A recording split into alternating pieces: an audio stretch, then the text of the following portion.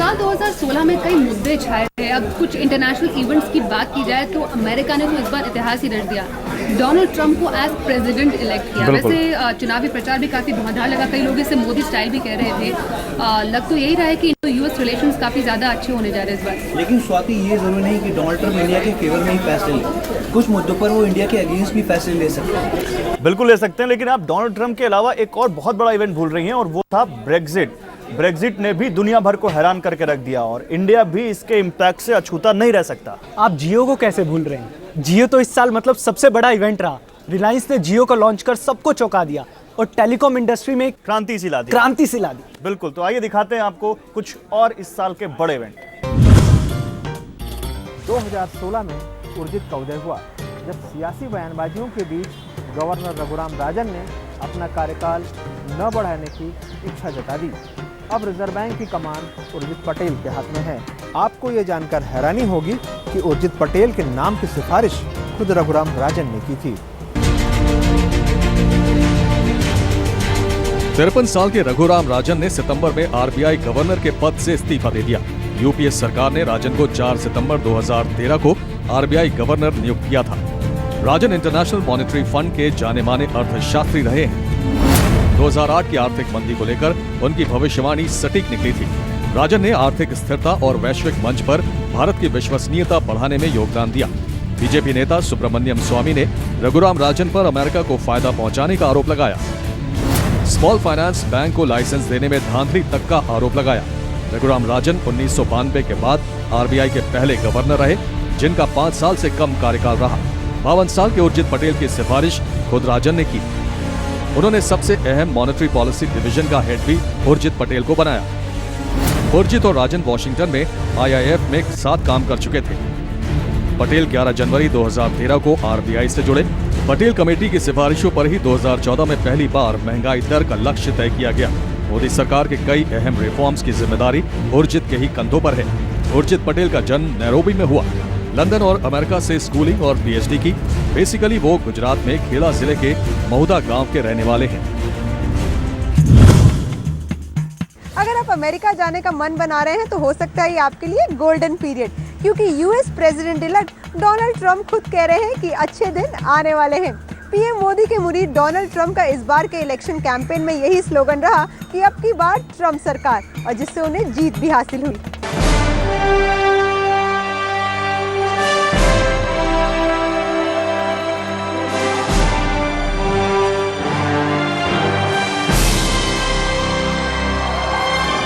Ladies and gentlemen, the next president of the United States, Donald Trump. Thank you. It's been an honor. God bless.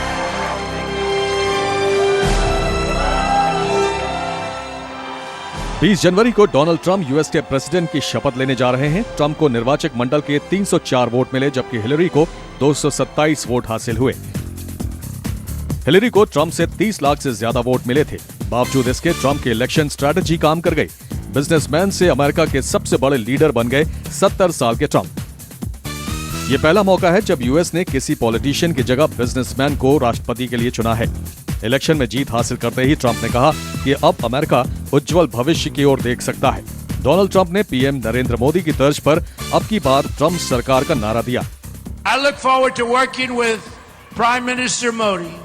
अब की बार Trump सरकार, अब की बार Trump सरकार। अमेरिकी election के दौरान एक विज्ञापन सबसे ज्यादा प्रसारित हुआ, जिसमें लिखा था, अमेरिका के लिए महान, भारत अमेरिका के रिश्ते के लिए महान, ट्रंप मोदी की इकोनॉमी और ब्यूरोक्रेसी पॉलिसी के मुरीद हैं। ऐसे हालात में डोनाल्ड ट्रंप बराक ओबामा से भी एक कदम आगे बढ़कर इंडिया को तरजीह दे सकते हैं। यानी इंडो यूएस रिलेशन में अब नई स्टोरी लिखी जाएगी। We love the Hindus. We love India. Free data और अनलिमिटेड फ्री कॉल्स का ऑफर कौन नहीं चाहेगा, और इसे पाने के लिए आपने भी लंबी लंबी कतारों में इंतजार किया होगा।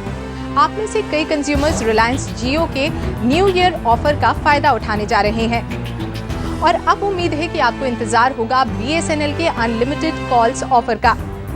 यानी कि साल 2017 आपके लिए कई सौगातें लेकर आने वाला है।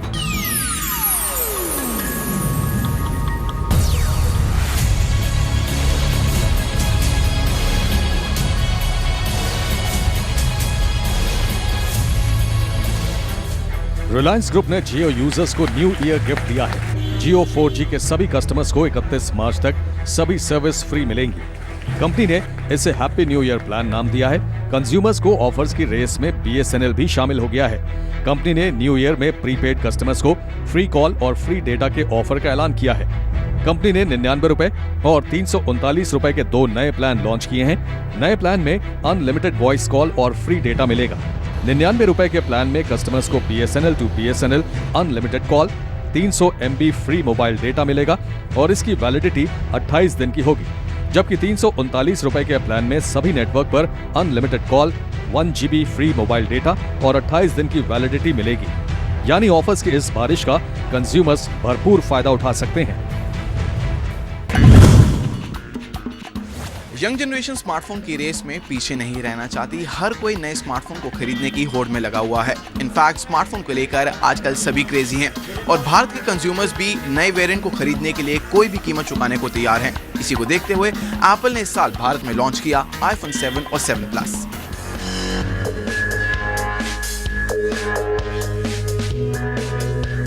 स्मार्टफोन को लेकर दुनिया की नजर इंडिया पर है। विदेशी कंपनियां भारत को सबसे बड़े बाजार के तौर पर देख रही हैं। एप्पल जैसी कंपनियां नए वर्जन के स्मार्टफोन को इंडिया में लॉन्च कर रही हैं। इसी कड़ी में एप्पल ने लेटेस्ट स्मार्टफोन iPhone 7 और iPhone 7 Plus की बिक्री अक्टूबर में शुरू की। ये हैंडसेट इंडिया में सबसे महंगे स्मार्टफोन में शुमार है। iPhone 7 की कीमत 60,000 रुपए से लेकर 80,000 रुपए तक रखी गई है, तो iPhone 7 Plus 72,000 से लेकर 92,000 रुपए में बिक रहा है। इंडिया में दोनों स्मार्टफोन की अच्छी डिमांड है। खास बात तो ये है कि नोटबंदी के बाद iPhone 7 और iPhone 7 Plus की बिक्री में बम्पर उछाल आया। एप्पल इकलौती ऐसी कंपनी है जिसने नवंबर में फोन बिक्री का टारगेट हासिल किया। कैश, ऑनलाइन पेमेंट और क्रेडिट कार्ड से पेमेंट कर लोगों ने जमकर iPhone 7 और iPhone 7 Plus खरीदा। अब आपको मिलवाते हैं शशिकला से। उम्मीद है आप इसे पहचान ही गए होंगे। सियासी गलियारों में इन दिनों छाई हुई है शशिकला नटराजन। 30 साल पहले एक वीडियो पार्लर चलाती थी और आज तमिलनाडु की रूलिंग पार्टी AIADMK की कमान इन्हीं के हाथों में है। आपको याद होगा कि 5 दिसंबर को तमिलनाडु के मुख्यमंत्री जयराम जयललिता का निधन हो गया था। बाद में राज्य का नया मुख्यमंत्री O पनीरसेल्वम को बनाया गया और आज इन्हीं की सरकार पर निगरानी रख रही है शशिकला।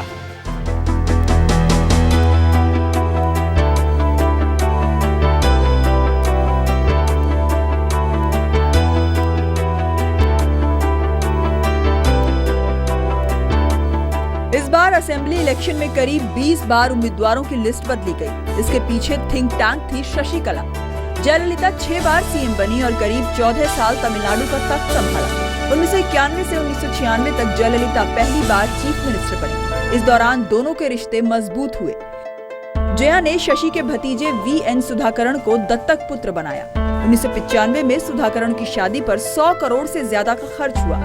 जया पर आय से अधिक संपत्ति का केस चला और 1996 के लोकसभा चुनाव में सभी 39 सीटों पर पार्टी हार गई। जया ने सुधाकरण को दत्तक पुत्र मानने से इनकार कर दिया। 17 दिसंबर 2011 को शशिकला और उनके परिवार को अपने बंगले और पार्टी से बाहर निकाल दिया, लेकिन ये दूरी सिर्फ 100 दिन रही। MGR की मौत के बाद जया को पार्टी में दरकिनार कर दिया गया। इस दौरान शशिकला उनके नजदीक आई। दोस्ती इतनी बढ़ गई कि वो जयललिता के साथ उनके बंगले पोएस गार्डन में रहने लगी। 75 दिन बीमारी से लड़ने के बाद 68 साल की उम्र में जयललिता का 5 दिसंबर को निधन हो गया। उसके बाद शशिकला ने सब अपने कब्जे में ले लिया। जया के परिवार को आसपास फटकने तक नहीं दिया और ये अदृश्य ताकत AIADMK की सबसे दमदार लीडर बन गई। ओलंपिक में इस बार लेडीज ब्रिगेड का जलवा देख आप सब प्राउड फील कर रहे होंगे, और हो भी क्यों ना। भारत की झोली में केवल 2 ही पदक आए, और वो भी सिंधु और साक्षी की बदौलत। गोल्फर अदिति अशोक, रेसर चिंटू लुका और जिमनास्ट दीपा कर्माकर ने सबके सामने एक मिसाल कायम की और सबको सिखाया एक सबक।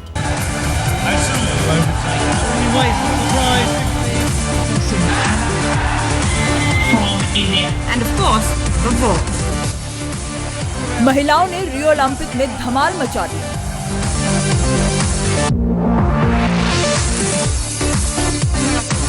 पीवी सिंधु ओलंपिक्स में रजत पदक जीतने वाली देश की पहली शटलर और पहली महिला एथलीट बनी। हालांकि फाइनल में स्पेन के कैरोलिन मॉरन से हार गई। गोल्ड से चूक गई, लेकिन सिंधु ने डटकर मुकाबला किया और करोड़ों इंडियंस का दिल जीता।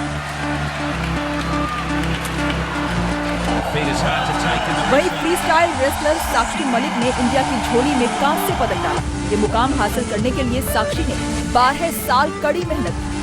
साक्षी इंडियन ओलंपिक हिस्ट्री में चौथी विमेन एथलीट हैं जिसने मेडल जीतकर देश का गौरव बढ़ाया।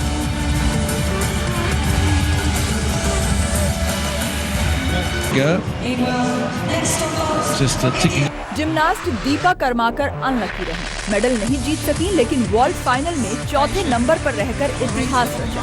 सच तो ये है कि दीपा हार कर भी जीत गई।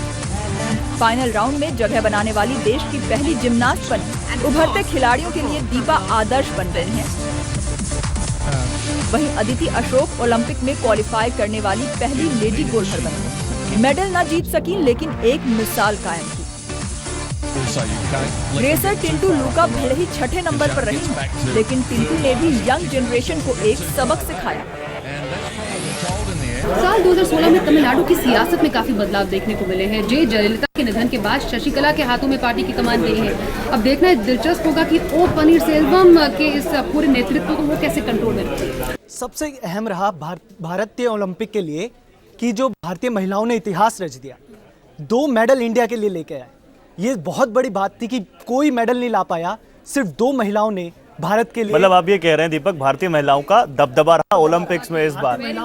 तो चलिए, 2016 में बहुत कुछ हुआ, कुछ ऐसा जिसने हमको अलर्ट किया और कुछ ऐसा जिसने हमारे देश के लिए और हमारे लिए नई राहें खोली। तो फिलहाल हमारी इस खास पेशकश में बस इतना ही। आप देखते रहिए जी बिजनेस, आपका फायदा।